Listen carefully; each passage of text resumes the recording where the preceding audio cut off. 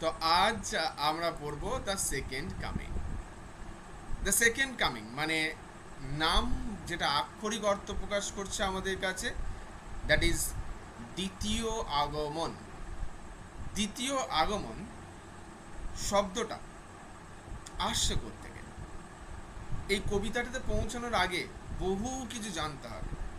এই কবিতার লেখার প্রেক্ষাপট, এই কবিতার নামের প্রেক্ষাপট, এই কবিতার কবির প্রেক্ষাপট, অনেক গল্প আছে। ডাব্লিউ বি ইয়েটস মানে সেখানে গল্প থাকবে না, এটা হতে পারে না। কারণ তিনি নিজেই একটা সাহিত্যের ভিত্তি ছিলেন, অর্থাৎ সাহিত্যের এক প্রকার একটা পিলার তিনি।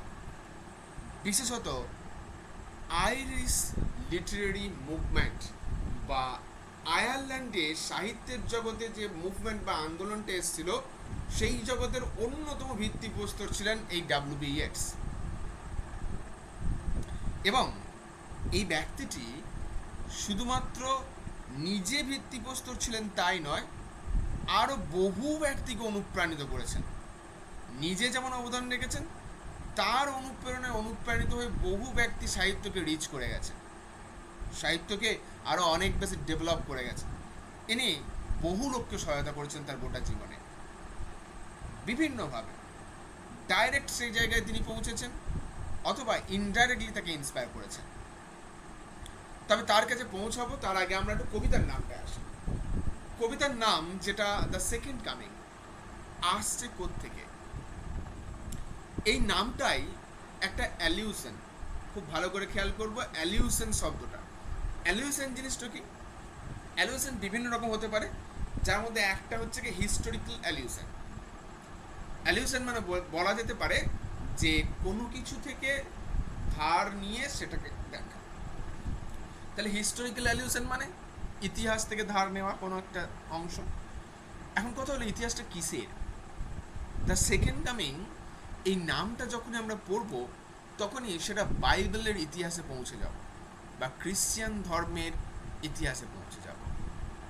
মনে হয় কম বেশি আমরা হয়তো সবাই শুনেছি এই শব্দটা। সেকেন্ড কামিং শব্দটা আসছে কোত্থেকে? জেসাস ক্রাইস্টের দ্বিতীয় আগমন থেকে।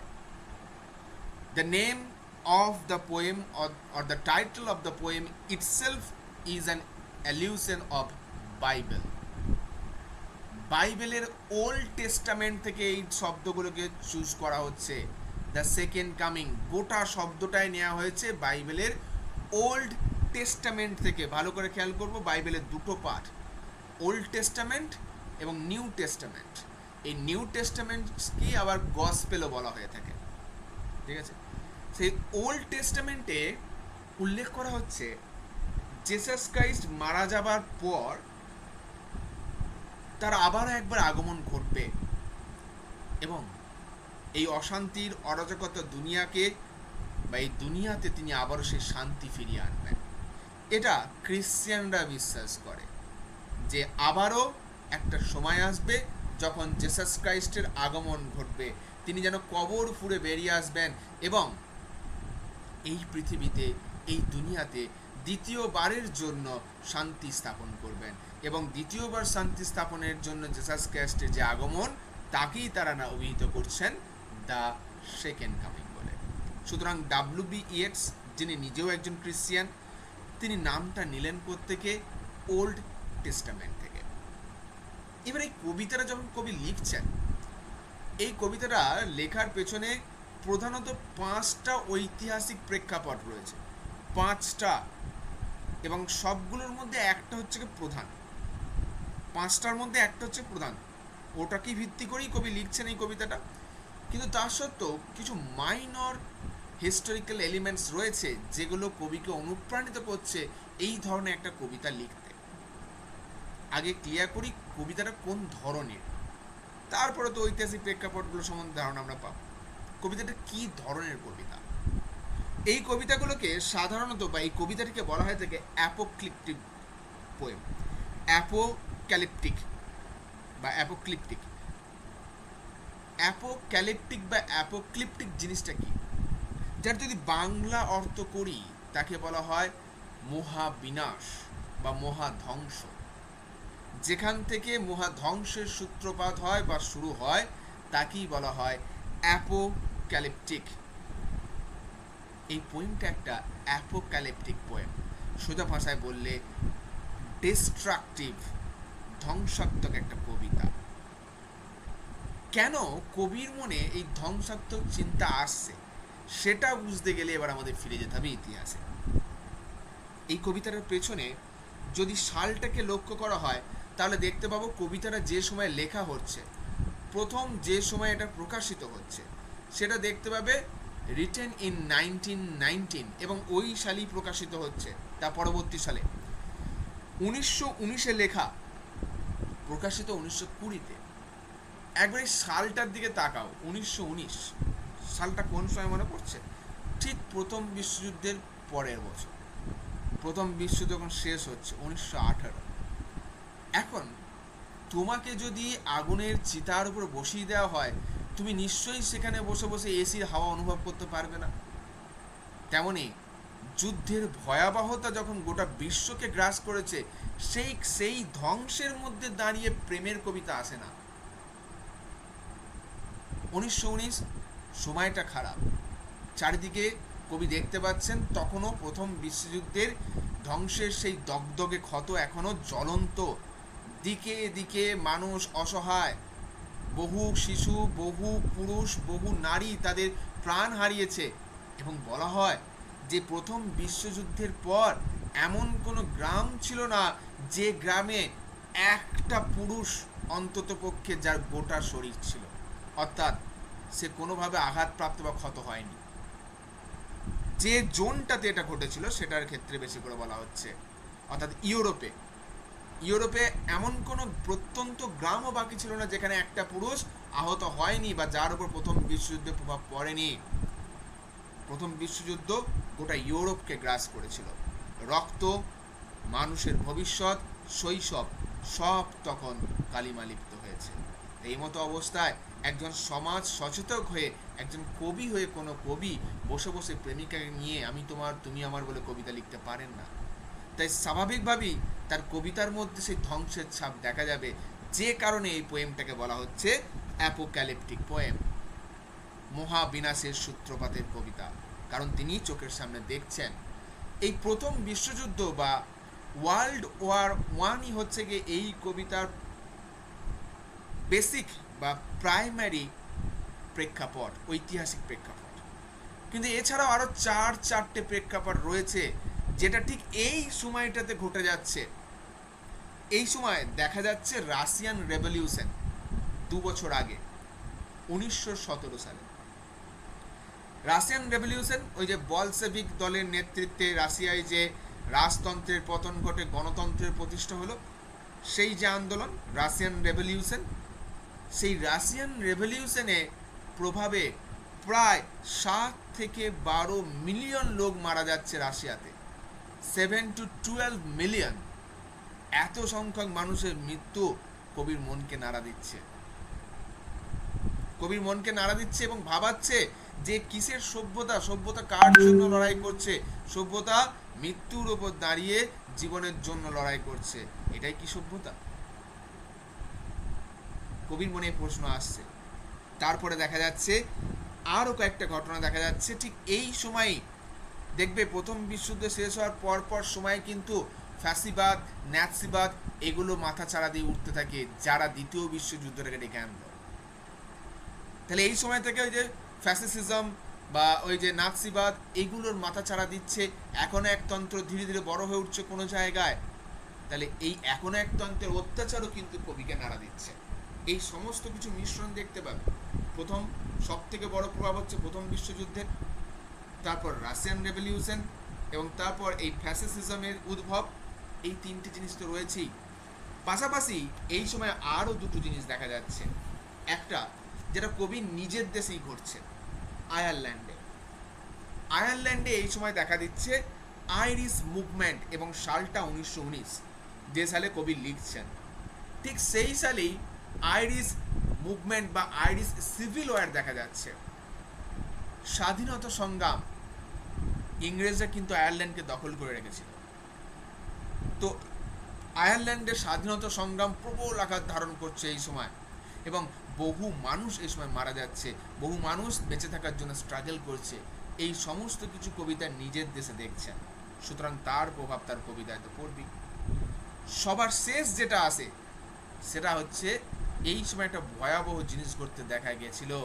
যেটা ঘটেছিল সেটা হচ্ছে কি স্প্যানিশ ফ্লু। এই স্প্যানিশ ফ্লু একটা ভয়ঙ্কর রোগ ছিল। কয়েক বছর আগে আমরা তো করোনার সম্মুখীন হয়েছি, মহামারীর আকার ধারণ করেছিল এই করোনা গোটা বিশ্ব জুড়ে। এবং করোনার ক্ষেত্রে একটা স্পেশালিটি আমরা কি দেখেছিলাম, একটা স্পেশালিটি দেখেছিলাম যে করোনা বিশেষত যারা শারীরিকভাবে দুর্বল তাদেরকে বেশি আক্রান্ত করছিল, বা তারা তার শিকার বেশি হচ্ছিল। তার মানে এমন নয় যে সুস্থ মানুষ শিকার হয়নি, হয়েছে, কিন্তু যদি শতকরার হিসেবে দেখা হয় তাহলে দেখা যাবে যে মারা গেছে যারা, তাদের মধ্যে বেশিরভাগই কিন্তু বয়স্ক মানুষ ছিল, কিংবা আগে থেকে কোনো প্রি ডিজিজড পার্সন, আগে থেকে রোগাক্রান্ত কোনো ব্যক্তি ছিল, তাদের মৃত্যুর হারটা বেশি ছিল। সুস্থ সবল ব্যক্তিরা আক্রান্ত হয়েছে, সেরেও গেছে। এই স্প্যানিশ ফ্লু ছিল পুরো উল্টো।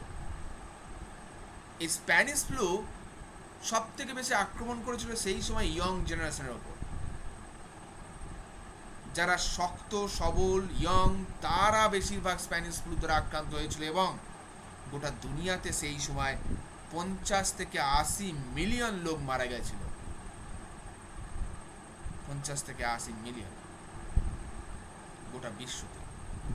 গোটা বিশ্ব জুড়ে এই ভয়াবহ পরিস্থিতি কবিকে বিচলিত করেছিল। তার মনে হয়েছিল এই বিশ্ব বা এই দুনিয়া বোধহয় এভাবেই ধ্বংস হবে, এবং মহাবিনাশের সূত্রপাত বোধহয় এখন থেকেই শুরু হয়েছে। তাই কবি এই কবিতার মধ্যে এই মহাবিনাশের একটা ধারা বা একটা সুর আমরা দেখতে পাবো। অ্যাপোক্লিপটিক টোন বলা হয় এই কবিতার ক্ষেত্রে। এবং এই স্প্যানিশ ফ্লুর দ্বারা ডাব্লিউ.বি. ইয়েটসের নিজের স্ত্রীও কিন্তু আক্রান্ত হয়েছিলেন। যদিও তিনি বেঁচে গেছিলেন, কিন্তু তিনিও আক্রান্ত হয়েছিলেন। তাহলে স্প্যানিশ ফ্লু সরাসরি প্রভাব ফেলেছিল ডাব্লিউ.বি. ইয়েটসের পরিবারে। তাহলে হিসাব করে দেখলে এই 5টা ঐতিহাসিক কনটেক্সট বা হিস্টোরিক্যাল কনটেক্সট রয়েছে যেটা ডাব্লিউ.বি. ইয়েটসকে প্রভাবিত করেছে এই কবিতাটা লিখতে। প্রথম বিশ্বযুদ্ধ। দ্বিতীয়, আমরা যদি দেখি তখন ওখানে দেখা যাচ্ছে ওই রেভলিউশন ঘটছে, রাশিয়ার রেভলিউশন। যদি তৃতীয় দেখি তাহলে দেখা যাচ্ছে আইরিশ মুভমেন্ট ঘটছে। যদি চতুর্থ দেখি ফ্যাসিসিজমের উদ্ভব ঘটছে। এবং পঞ্চম যদি দেখি স্প্যানিশ ফ্লু মাথা চাড়া দিচ্ছে। যদি এবার সব করে তুমি ওভারল্যাপ করো তাহলে দেখতে পাবে একটার মধ্যেও কিন্তু কোথাও আসার আলো নেই। গোটা ভবিষ্যৎ যখন অন্ধকারে নিমজ্জিত, সেখানে বসে কবি কখনই আশার আলো দেখতে পারেন না। তাই তার কবিতার মধ্যেও কিন্তু একটা অন্ধকারের ছায়া দেখতে পাবে। একটা অন্ধকার নেমে আসবে কিন্তু তার কবিতার মধ্যে, এবং সেটাই এই কবিতায় দেখানো হবে যে পৃথিবী বোধহয় এবার আস্তে আস্তে ধ্বংসের দিকে এগোচ্ছে। এইবার এই প্রসঙ্গে ডাব্লিউ.বি. ইয়েটসের একটা বিশ্বাসের কথা বলি। শুধু ডাব্লিউ.বি. ইয়েটস নয়, ক্রিশ্চিয়ানরা এটা বিলিভ করে, যেটাকে বলা হয় জায়ার, GYRE, জায়ার। তারা বিলিভ করে যে সময়ের চাকা ক্রমাগত ঘুরছে এবং জায়ারের মতো ঘুরছে। জায়ার যে জিনিসটা একটা কেন্দ্রবিন্দু থেকে শুরু হয় এবং আস্তে আস্তে বৃত্তটা বড় হতে হতে বাইরের দিকে ছড়িয়ে পড়তে থাকে, এটা হচ্ছে জায়ার। ঠিক আছে। এবার ওদের বিলিভ প্রত্যেক 2000 বছর অন্তর সভ্যতার বিনাশ ঘটে, অর্থাৎ মানুষের পাপের ঘরা প্রত্যেক 2000 বছরে পূর্ণ হয় এবং 2000 বছর পর এই সভ্যতার ধ্বংস হয়ে নতুন এক সভ্যতার সৃষ্টি হয়। এটা ওদের বিলিভ। ডাব্লিউ.বি. ইয়েটসও সেটাই বিশ্বাস করেন, কিন্তু তার বিশ্বাসটা একটু আলাদা। যেখানে সাধারণ খ্রিস্টানরা বিশ্বাস করে 2000 বছর অন্তর এই পরিবর্তনটা আসবে এবং নতুন করে শান্তি স্থাপন হবে, সেখানে ডাব্লিউ.বি. ইয়েটস ধারণা করছেন যে না, এই পরিবর্তনটা শান্তি স্থাপনের মাধ্যমে আসবে না, প্রবল ধ্বংসের মাধ্যমে আসবে, ভয়ঙ্কর ধ্বংসের মাধ্যমে আসবে। আপাত দৃষ্টিতে দেখে কবিতার নাম শুনে মনে হতে পারে হয়তোবা ডাব্লিউ.বি. ইয়েটসও আশা করছেন যে জেসাস ক্রাইস্টের আগমন ঘটবে, দ্য সেকেন্ড কামিং, তিনি শান্তি স্থাপন করবেন। কিন্তু কবিতা যত এগুবে, সবার শেষে গিয়ে যখন তোমরা পৌঁছাবে তখন বুঝতে পারবে যে ডাব্লিউ.বি. ইয়েটস কি আদৌ জেসাস ক্রাইস্টের আশাটাকে সেকেন্ড কামিং বলেছেন, নাকি অন্য কিছুর আশাটাকে সেকেন্ড কামিং বলেছেন? অবশ্যই জেসাস ক্রাইস্টের আগমন নয়, অন্য কিছুর আগমনকে তিনি সেকেন্ড কামিং বলেছেন।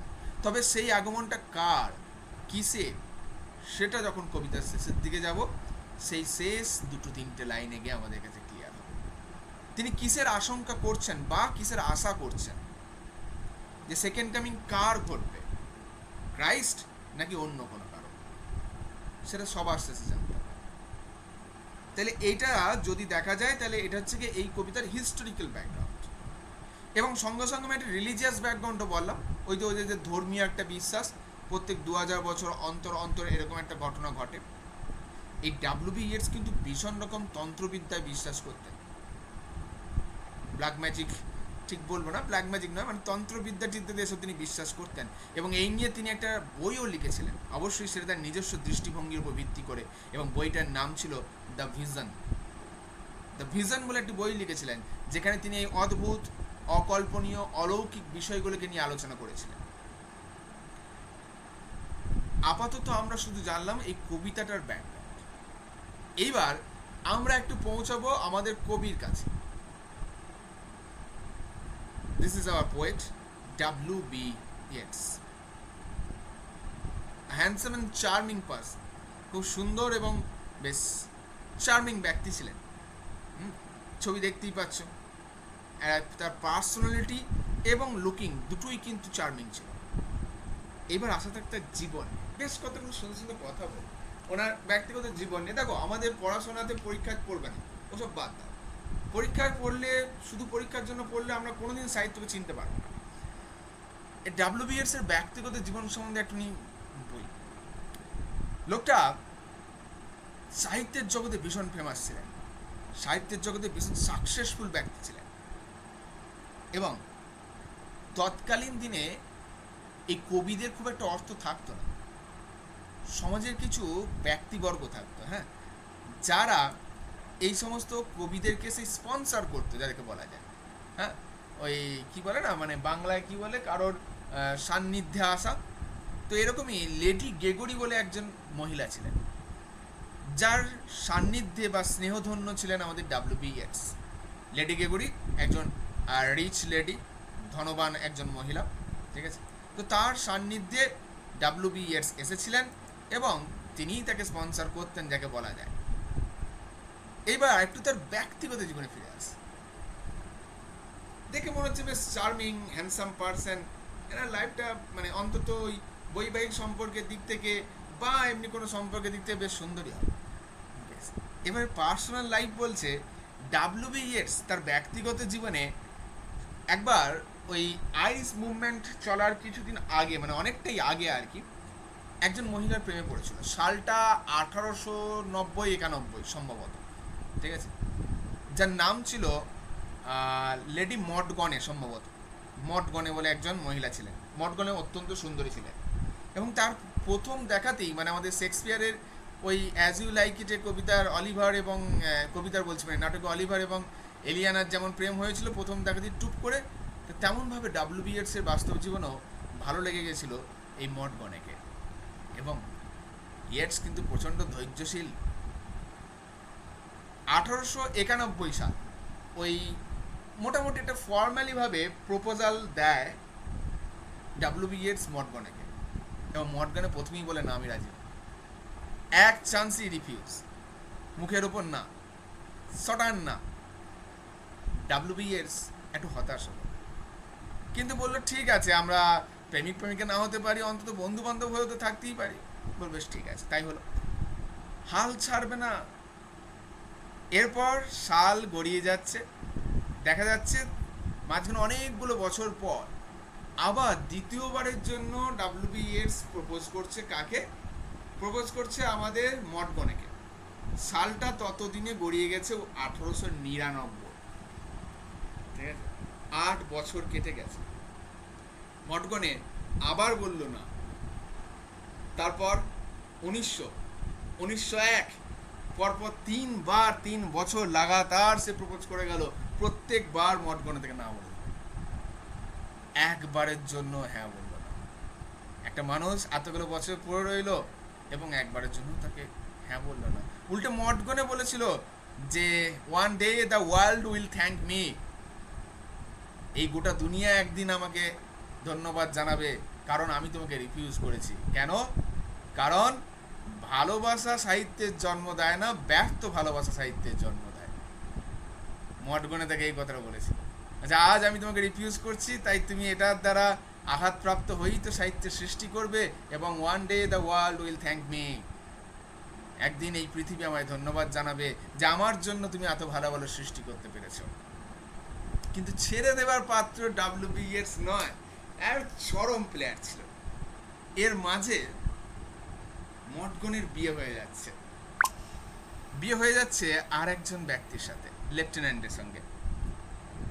ঘটনাচক্রে এই যে কথাটা বললাম যে ওই একটা যুদ্ধ বললাম না, আইরিশ সিভিল ওয়ার যেটা শুরু হয়েছিল, ওই আয়ারল্যান্ডের ফ্রিডম ফাইটিং, যেটা সেই ফ্রিডম ফাইট যখন চলছে তখন ইস্টার রাইজিং বলে একটা ঘটনা ঘটেছিল 1916 সালে।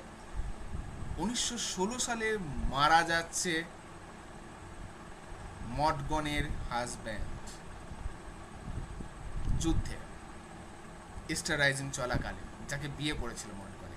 এবং এই 1916 সালে একটা দারুণ কবিতা লিখেছিলেন ডাব্লিউ.বি. ইয়েটস, ওই ওই সম্ভবত ওই রাজহাঁস এবং কি সোয়ানস অ্যাট কুল বলে একটা কবিতা ছিল, আমার এই মুহূর্তে খেয়াল পড়ছে না, যাই হোক নামটা।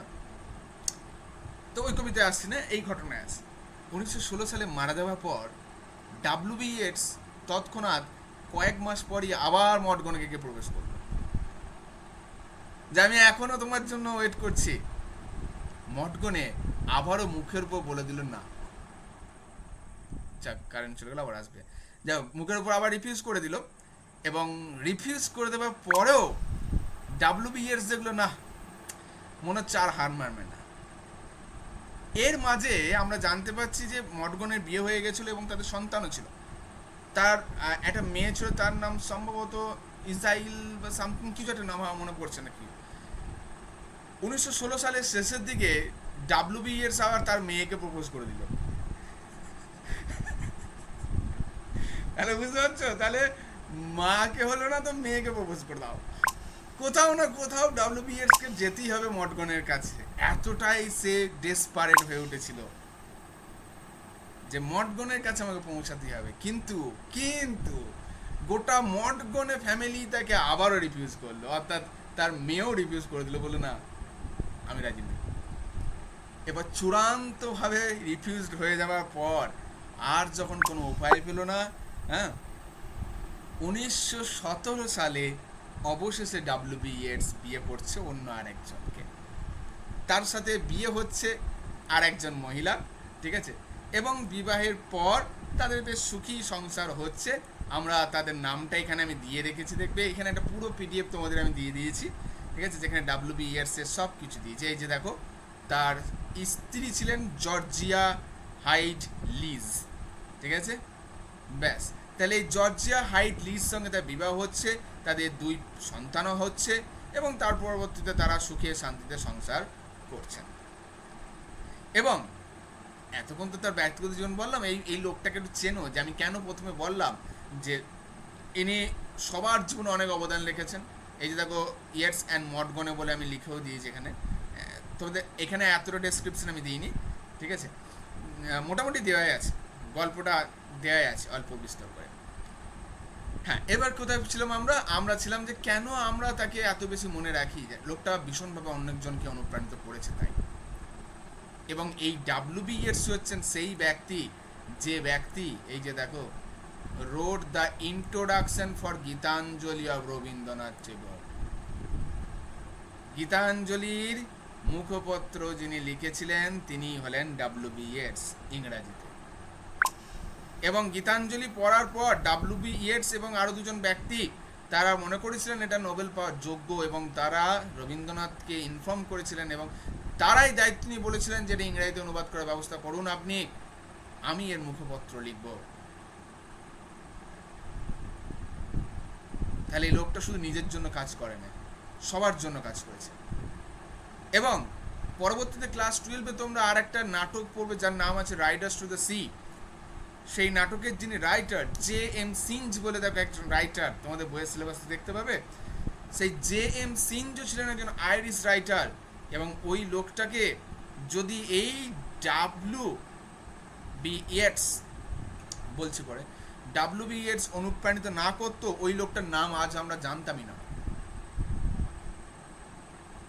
W.B. ইয়েটস তাকে প্রথমবার দেখে বলেছিল যে সেঞ্জ, তোমার এই যে অনুকরণ করে লেখা, অন্যদেরকে লেখা, শহরে জীবনকে নিয়ে লেখা, এইসবে কিচ্ছু হবে না, তুমি শহর থেকে বেরিয়ে যাও।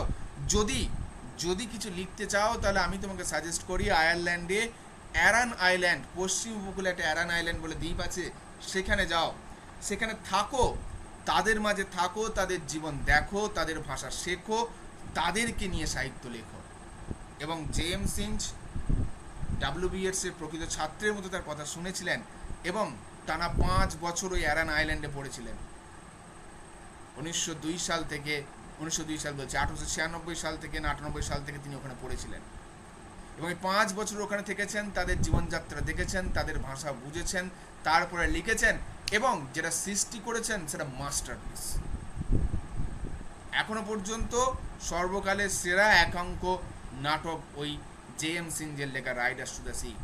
একদম পুরো ক্লাস ঢেলে দিয়েছেন ওখানে তিনি, প্রত্যেকটা শব্দে, প্রত্যেকটা বাক্যে লুকিয়ে রয়েছে তার অর্থ।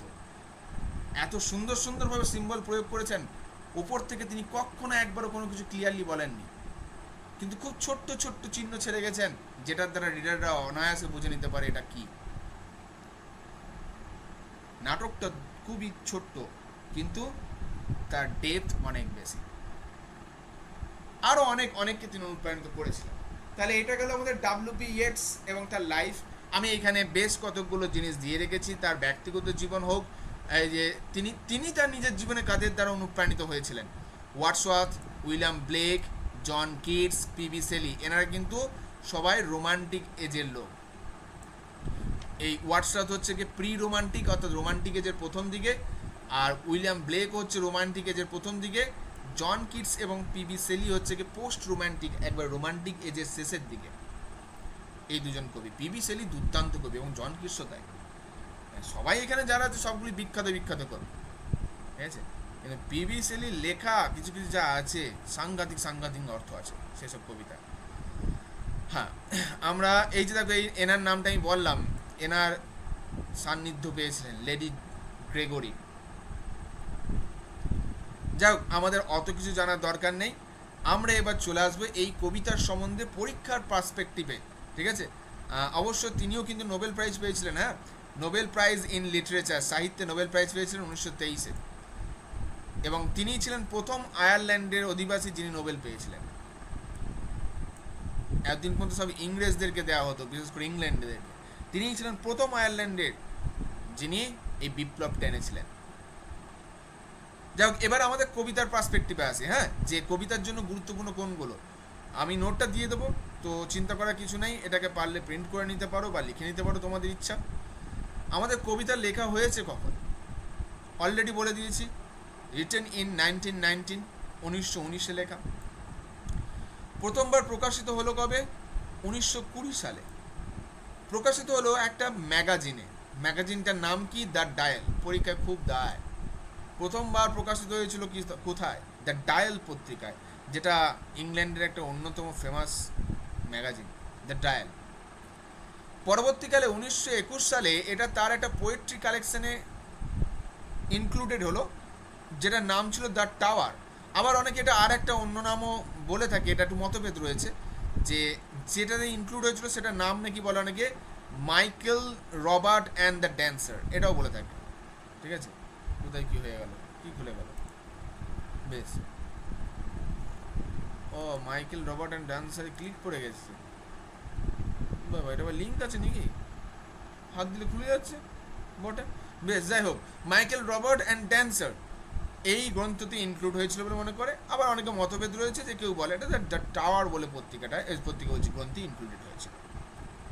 আচ্ছা, এই কবিতাটা কি ধরনের কবিতা? জনরা মডার্নিস্ট পোয়েট্রি, আধুনিক কবিতা, ঠিক আছে।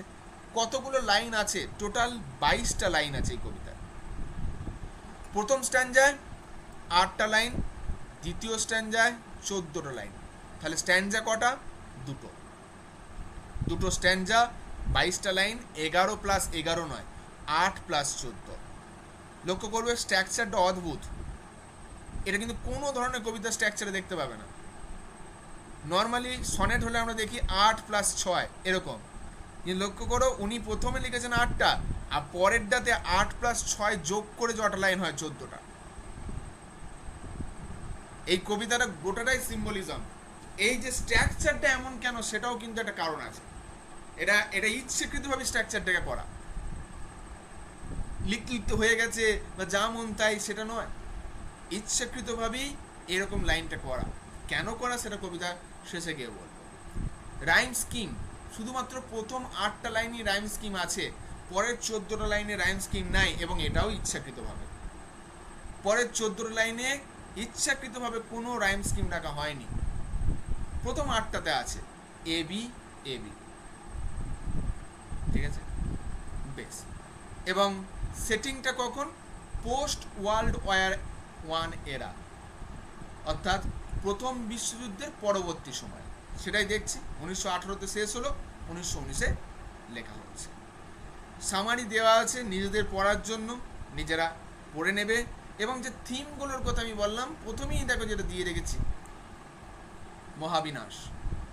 এবং এই কবিতা আর একটা বড় থিম হচ্ছে লস অফ ফেইথ, বিশ্বাস হারিয়ে যাওয়া, অ্যান্ড কেওস, এবং চারপাশে অসন্তোষের সৃষ্টি হওয়া। এবং দ্বিতীয়ত সাইক্লিক্যাল হিস্ট্রি, ওই যে ইতিহাসের পুনরাবৃত্তি, ওই যে 2000 বছর অন্তর অন্তর সভ্যতার ধ্বংস হবে এবং শান্তি স্থাপন হবে। এই তিনটে হচ্ছে কি এই কবিতার প্রধান থিম। বাকি সিম্বলিজম না কি কি এগুলো সব কবিতা পড়লে বুঝতে পারবো, তখন আলোচনা করবো, ঠিক আছে? তো এইখানে আমাদের আলোচনা দরকার নেই। এবং এইখানে যে ব্যাকগ্রাউন্ডটা দেওয়া আছে, মেইনলি প্রথম বিশ্বযুদ্ধের পরিপ্রেক্ষিতে ব্যাকগ্রাউন্ডটা দেওয়া আছে। যেটা তোমাদের মেন লাগবে সেটা আমি দিয়ে রেখে দিয়েছি, বাদ বাকিগুলো তো গল্পের আকারে বলি।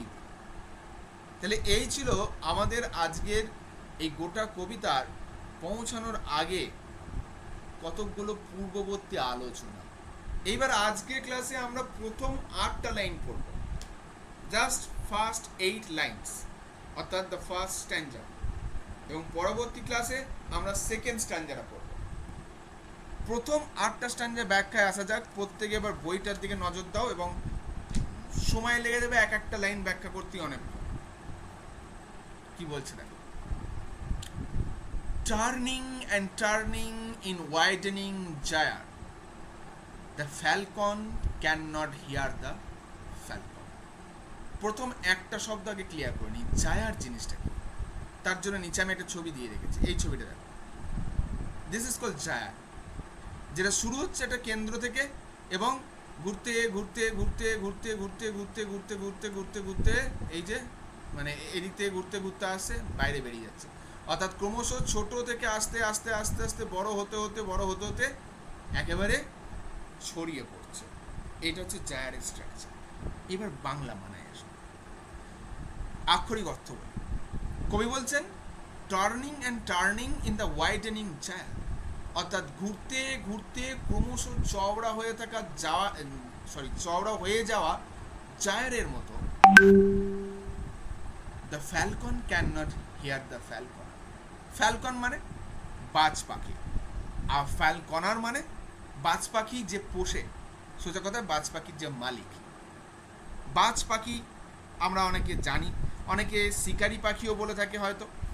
দেখবে জানি না, যারা গ্রামগঞ্জের দিকে থাকো বা থেকেছো কোনোদিন, তারা হয়তো জানবে। এখন অতটা আসে না, আগেকার দিনে অনেকে আসতো এই ছাতা সারাই করা বা হেনা তেনা যারা করতে আসতো, ওই হাতে একটা গ্লাভস পরতো এবং তার উপরে একটা শিকারি পাখি বসিয়ে আনতো, ঠিক আছে? এবং ওই শিকারি পাখিটা তারা পোষ মানাতো।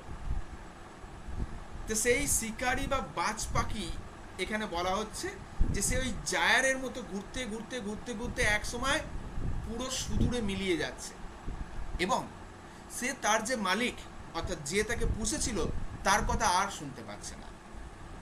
এটা আক্ষরিক অর্থ। কিন্তু কবি কি শুধু এটাই বোঝাতে চাইলেন? না।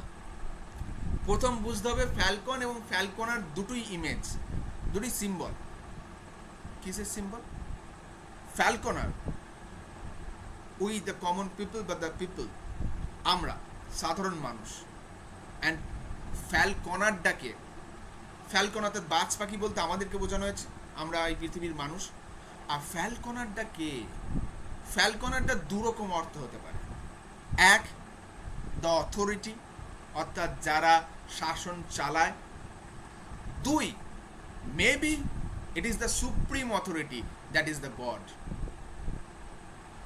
এইবার ভেবে দেখো, এই সাধারণ মানুষ সভ্যতার চাকায় ঘুরতে ঘুরতে ঘুরতে ঘুরতে একটা সময় সভ্যতার ভিত্তি থেকে এতটা বাইরে ছড়িয়ে পড়ছে যে এই সভ্যতার যিনি সৃষ্টি করেছেন তাকেই আর মানছে না।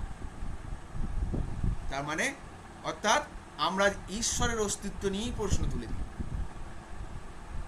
তাহলে যিনি সৃষ্টি করলেন অর্থাৎ স্রষ্টা, একদিন সভ্যতা তার ধ্বংসের একেবারে যখন শিরোমণি পর্যায়ে পৌঁছাবে, সেদিন সভ্যতা কিন্তু স্রষ্টাকে অস্বীকার করবে।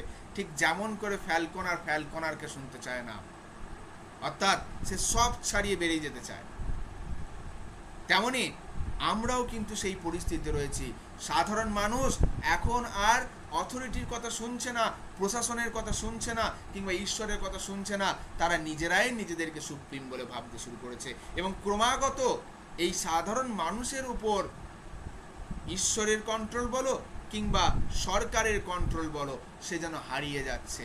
ঠিক যেমন করে ফ্যালকনের উপর কন্ট্রোল ফ্যালকনারের হারিয়ে যাচ্ছে। এবং এর ফলস্বরূপ কি দেখা যাচ্ছে? এই যে বিশ্বযুদ্ধের মতো বিশৃঙ্খলা। আমরা দেখো, ঈশ্বর সৃষ্টি করেছেন কি ধ্বংসের জন্য? নয় তো। ঈশ্বর সৃষ্টি করেছেন সৃষ্টিটাকে সুন্দর করে সাজানোর জন্য। কিন্তু আমরা সেই ঈশ্বরের আদেশ আর শুনছি না, উল্টে ধ্বংস করছি। প্রথম বিশ্বযুদ্ধ তো সেটাই দেখিয়েছে কবিকে। তাই কবির মনে হয়েছে যে ফ্যালকন অর্থাৎ এই মানুষ আজ আর ফ্যালকনার অর্থাৎ ঈশ্বর বা স্রষ্টার কথা শুনছে না। ক্রমশ সে স্রষ্টার হাতের নাগালের বাইরে চলে যাচ্ছে, এবং এর পরিণাম কখনই ভালো হতে পারে না। সেটা পরের লাইনেই বলছে, দেখো, থিংস ফল অ্যাপার্ট, জিনিসপত্র চারিদিকে ছড়িয়ে পড়ছে। The centre can not hold, centre অর্থাৎ কেন্দ্র আর কোনো কিছুকে ধারণ করে রাখতে পারছে না। মেয়ার anarchy is লুজড upon the world. Anarchy বলতে এখানে অসন্তোষ। এবার পুরোটার মানে বলা যাক। কবি বলছেন দুনিয়া জুড়ে এখন বিশৃঙ্খল অবস্থা। থিংস ফল এফার্ট, চারিদিকে জিনিসপত্র ছড়িয়ে পড়ছে। চারিদিকে জিনিসপত্র ছড়িয়ে পড়ছে, এটা কিসের নিদর্শন? বিশৃঙ্খলতার নিদর্শন। অর্থাৎ মানুষ যে যার মতন করে ক্ষমতার লোভে যে যাকে পাচ্ছে হত্যা করছে। যদি প্রথম বিশ্বযুদ্ধের প্রেক্ষাপট দেখা হয়, দেখতে পাবে এদেশ ও দেশের উপর আক্রমণ করছে, ওদেশ সে দেশের উপর আক্রমণ করছে। আচ্ছা, সব কিছুর পিছনে কি? ক্ষমতা, ক্ষমতার লোভ। ক্ষমতা পাবার জন্য যে যেদিকে পাচ্ছে আক্রমণ করছে, ঠিক যেমন করে জিনিসপত্র আমরা যেদিকে খুশি ছুড়ে দিই। তাহলে চারিদিকে গোটা বিশ্ব জুড়ে এখন এক বিশৃঙ্খল পরিস্থিতি। এবং কবি বলছেন the centre can not hold, কেন্দ্র এটাকে ধারণ করে রাখতে পারছে না। কেন্দ্র মানে ওই যে বললাম, হয় ঈশ্বর নয় সরকার। অর্থাৎ এখন সরকারের উপর মানুষের আর কোনো সরকার মানুষের উপর আর কোনো কন্ট্রোল করতে পারছে না, কিংবা স্রষ্টা সে তার সৃষ্টিকে এখন আর বসে রাখতে পারছে না। অর্থাৎ স্বয়ং ঈশ্বরও যেন হাঁপিয়ে উঠছেন মানুষকে কন্ট্রোল করতে, কারণ মানুষ এতটাই ক্ষমতালোভী হয়ে উঠেছে। এই জিনিসটা ছোট্ট উদাহরণ দিয়ে ভেবে দেখো, যদি সেন্টার চারপাশকে ধরে না রাখতে পারে তাহলে সেটা বিশৃঙ্খল হবেই। সেটা বুঝবে কি করে? খুব ছোট্ট একটা উদাহরণ আছে বাস্তব জীবনে। আমরা তো সবাই অঙ্ক করেছি, এবং অঙ্কতে বৃত্ত তো এঁকেছি, খুব কাঁটা ঘুরিয়ে ঘুরিয়ে খাঁটি বৃত্ত এঁকেছি। এবং একটা জিনিস লক্ষ্য করেছো, কাঁটার একটা প্রান্ত একটা বিন্দুতে বসে থাকে বলেই বৃত্তটা গোটা হয়। ওই প্রান্তটা যদি একবার খস করে সরে যায়, বৃত্তটা গোটা হয় না, বৃত্তটা দেখবে এঁকে বেঁকে যায়। তার মানে যদি সেন্টার অর্থাৎ যেখানে বসিয়ে বৃত্তের কেন্দ্রতে কাঁটাটা বসিয়ে তুমি ছবিটা আঁকছো, সেই কেন্দ্রটা যদি ঠিক করে তোমার ওই কাঁটাটাকে ধরে রাখতে না পারে, গোটা বৃত্তটাই এবড়ে খেবড়ে হয়ে যাবে। ঠিক মানুষের সার্কেলটাও এটাই, সভ্যতার সার্কেলটাও এটাই। যদি সভ্যতা তার কোর থেকে, তার সংস্কৃতি থেকে বিঘ্নিত হয়ে যায়, একদিন সে সভ্যতা ধ্বংস হবেই। আধুনিক হবার নাম করে যারা নিজস্ব সংস্কৃতিকে ভুলে যায়, তারা কিন্তু একদিন ধ্বংস হবেই। আর কবি এটাই আশঙ্কা করেছেন। কবি আশঙ্কা করেছেন যে এই সভ্যতাও কিন্তু একদিন ধ্বংস হবে, কারণ তারা তাদের ভিত্তিকে ভুলে যাচ্ছে। যদি কথা কেটে গিয়ে থাকে তোমার প্রবলেম, একবার জয়েন করে যাও। বেশ, এটা গেল প্রথম লাইনটার ব্যাখ্যা। দ্বিতীয় লাইনে কি বলছেন, মানে 4 নম্বর লাইনে, মেয়ার anarchy is লুজড upon the wall. Anarchy মানে নৈরাজ্য, বিশৃঙ্খলা। তাহলে এখন দুনিয়া জুড়ে কি হয়েছে, ওই যে সেন্টার তো ধরে রাখতে পারছে না, যে কারণে গোটা দেশ জুড়ে, গোটা পৃথিবী জুড়ে এখন নৈরাজ্য ছড়িয়ে পড়েছে। কেউ কাউকে মানছে না। কোনো জায়গায় যদি আইন না থাকে, তাহলে বলো কে চোর আর কে মালিক, কোনো তফাৎ থাকবে? আমার দেশে যদি আইন না থাকে, চোরকে কি আমি দমাতে পারবো? পারবো না। সুতরাং সব কিছু কিন্তু মুক্ত হওয়া দরকার নেই। মাঝে মাঝে কিছু জায়গায় আইন প্রণয়ন করতে হয়, কিছু জায়গায় জোর করে শক্ত করে ধরতে হয়, যাতে আখেরে পুরো জিনিসটা কন্ট্রোলে থাকে। কেউ আমাকে স্বাধীনতা দিচ্ছে, তুমি বলছো আমার সম্পূর্ণ যা মন তাই করতে দেয়, অ্যাকচুয়ালি সেটা স্বাধীনতা নয়, সেটা তোমার ধ্বংসের দিকে এগিয়ে যাওয়া। যা মন তাই করা স্বাধীনতা নয়, যতটা প্রয়োজন ততটা বুঝে কাজ করাটাই হলো স্বাধীনতা।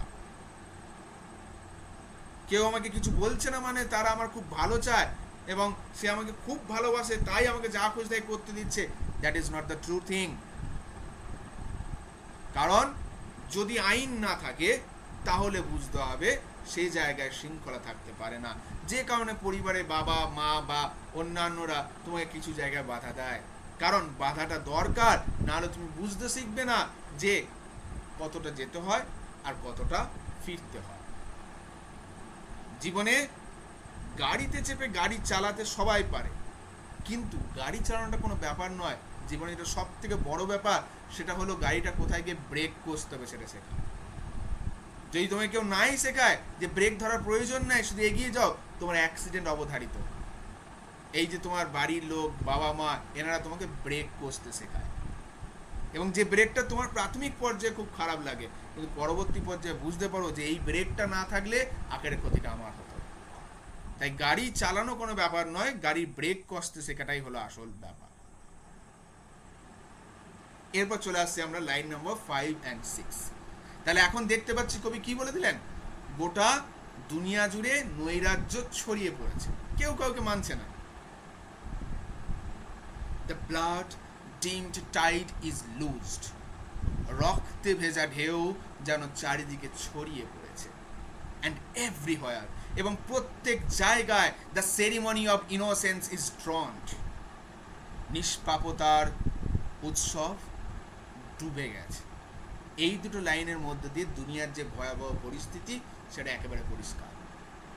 কবি কি বলছেন, যদি আমি দুনিয়ার দিকে তাকিয়ে দেখি, তাহলে দেখতে পাবো চারিদিকটা ব্লাড ডুমড বা ব্লাড ডিমড, রক্তে ভিজে গেছে।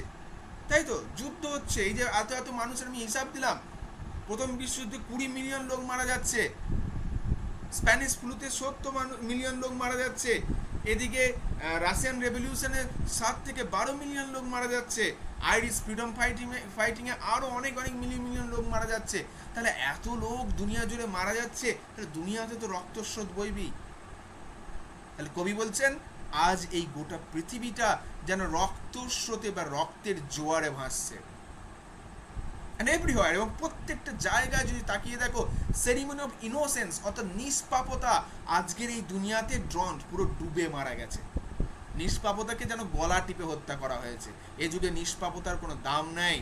অর্থাৎ প্রথম বিশ্বযুদ্ধে যে ব্যক্তিটা নৃশংস, সে যেমন খুন হয়েছে, এবং যে শিশুটা বুঝতেই শেখেনি যুদ্ধকে জিনিস, সেও খুন হয়েছে। সুতরাং যুদ্ধ নিষ্পাপতাকে ধ্বংস করে।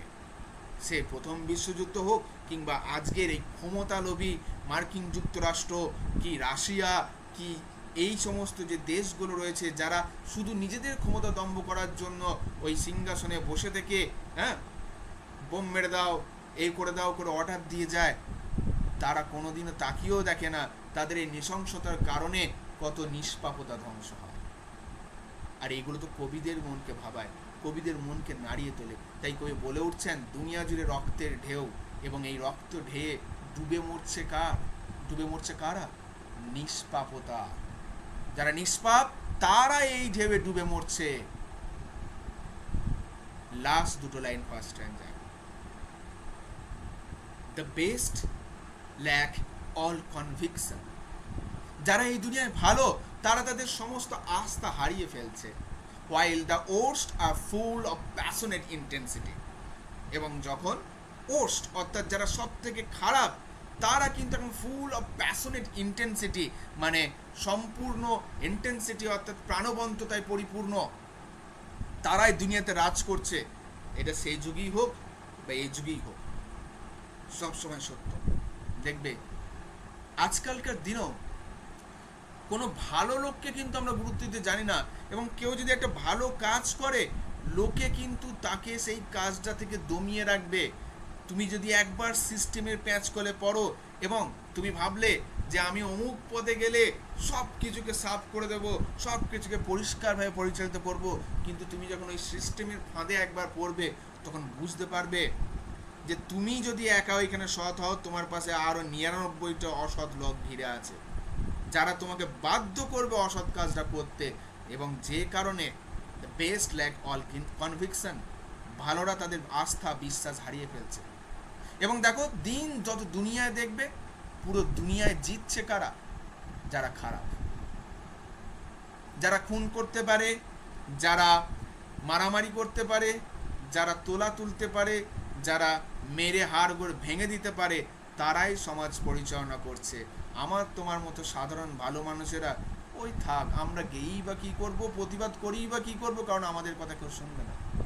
তাহলে আমরা যারা ভালো ছিলাম তাহলে তারা কি হলো? তারাও তো আশা হারিয়ে ফেললো, কারণ আমরা বুঝে গেছি এই দুনিয়ায় রুল করে তারাই যারা সব থেকে খারাপ। জোর যার মুলুক তার, এটা তো বরাবর বলা হয়, আর সেটাই ডব্লিউ.বি. ইয়েটস বললেন। প্রথম বিশ্বযুদ্ধে প্রেক্ষাপটে দাঁড়িয়ে দেখতে পাবো যারা বড় বড় রাষ্ট্র ছিল তারা ছোট ছোট রাষ্ট্রকে দমিয়ে রাখার জন্য, দখল করার জন্য তাদের উপর আক্রমণ করলো। মার্কিন যুক্তরাষ্ট্র যখন জাপানকে দমাতে পারলো না, কি করলো? বললো আমরা পরমাণু অ্যাটাক করে দেবো, দুটো পরমাণু বোম ফেলে দিয়ে চলে এলো, আমার ক্ষমতা আছে সুতরাং তার প্রয়োগ করবো। তাতে তুমি বাঁচলে না মরলে আমার দেখার দরকার নেই। যুগ যুগ ধরে এটাই চলে আসছে, এবং যত যুদ্ধের হিস্ট্রি ঘেটে দেখবে সব জায়গায় গিয়ে আমেরিকাকে পাবে, কারণ তারা সব সময় নিজেদেরকে বদ্দা ভেবে এসছে, তারা নিজেদেরকে দুনিয়ার বদ্দা ভাবে, এবং তারপর এমন ভান করবে যেন সব কিছুতে শান্তি ফিরিয়ে আনার জন্য তারা দায়ী, যুদ্ধের জন্য দায়ী নয় তারা। এবং এটাই ক্ষমতাবানরা করে, যাদের অর্থ আছে। ওই চেয়ারে বসে লেলিয়ে দেবে নিচুতলাকে, এবং ওপর থেকে এমন দেখাবে আমি তো শান্তির দূত, আমি স্বয়ং জিসাস ক্রাইস্ট, আমি তো চাই দুনিয়াতে শান্তি আসুক। এবং এভাবেই যারা খারাপ তারা রাজত্ব করে যায়, যারা ভালো তারা দিন দিন তাদের আশা হারিয়ে। তাহলে গোটা ফার্স্ট স্ট্যান্ডা জুড়ে গোটা পৃথিবীতে কি চলছে তার বর্ণনা দিলেন কিন্তু ডব্লিউ.বি. ইয়েটস। প্রথম স্ট্যান্ডায় এখনো পর্যন্ত তিনি যে কবিতার টাইটেলটা দিয়েছেন সেটার সম্বন্ধীয় বা সেটা সম্পর্কিত কোনো তথ্য আমরা পাইনি। প্রথম স্ট্যান্ডার যে 8টা লাইন যদি লক্ষ্য করো দেখতে পাবে তিনি শুদ্ধ দুনিয়ার প্রতিচ্ছবি তুলে ধরেছেন, দুনিয়া জুড়ে কি হচ্ছে এবং মানুষের বিশ্বাস আস্থা কিভাবে দিনে দিনে হারিয়ে যাচ্ছে সেটাকে দেখিয়েছেন। একবারও সেকেন্ড কামিং এর ইস্যুতে কোনো কথা বলেননি। এবং আমি বললাম কবিতার স্ট্রাকচার, রাইম স্কিম এমনি করা হয়নি। কেন করা হয়েছে এরকমটা? বিশৃঙ্খল একটা স্ট্রাকচার, বিশৃঙ্খল একটা রাইম স্কিম, সেটা কবিতাটা পড়ার পর আমাদের কাছে পরিষ্কার। আজকে এই জাস্ট প্রথম 8টা লাইন পড়লাম, কারণ কবিতার এর পরের অংশটাকে বুঝতে গেলে এই প্রথম 8টা লাইন খুব বেশি ভালো করে বুঝতে হবে। আশা করি পরবর্তীতে আমরা পরের দিনে অংশটা কমপ্লিট করব, কিন্তু তার আগে তোমাদের কাজ হবে এই প্রথম 8টা লাইনকে আবার একবার পড়া। আচ্ছা, আজকের আলোচনার মাঝে আমি কিন্তু কোনো ফিগার অফ স্পিচ নিয়ে আলোচনা করিনি। এই কবিতায় কোথায় কি ফিগার অফ স্পিচ ইউজ হয়েছে সেটা শেষ দিনের অংশ যেটা আমরা পড়ব সেইখানেতে ফিগার অফ স্পিচগুলোকে নিয়ে আমরা আলোচনা করব। পুরো বাকি 14টা লাইন পড়ব, ফিগার অফ স্পিচ নিয়ে আলোচনা করব এবং কিছু প্র্যাকটিসও করব, অর্থাৎ পরের দিনে ক্লাস আমাদের একটু লং হতে চলেছে।